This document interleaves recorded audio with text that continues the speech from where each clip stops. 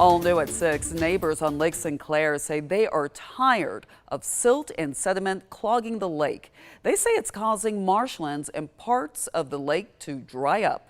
Ellie Milliken went to the lake to show us the problem. That was just water. Matthew Terry remembers his family lake properties in the late 90s when he could swim and take a boat out. Now he says those are distant memories. He's got 2 lakeside properties, one on Flat Rock Road and one on Flat Rock Court.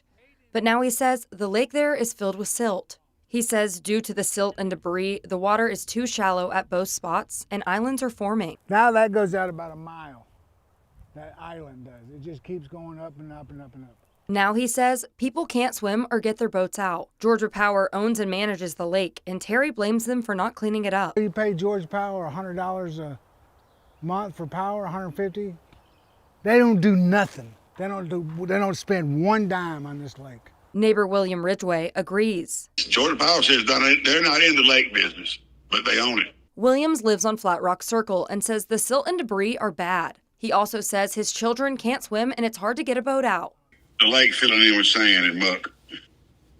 I had 7 to 8 foot when I moved there, and now I have probably 3 foot. They both want Georgia Power to clean out the lake. I like them to dredge the lake. They can dredge a beach. They can pump sand out of the ocean floor to put on the beach. They can pump this. But they tell me they're not in the lake business. The 2 neighbors say they want to have their property back. On Lake Sinclair, Ellie Milliken, 13 WMAZ News. Within the past hour, Georgia Power sent us a statement in response to those complaints. They said their power generating operations at Lake Sinclair do not add silt to the lake.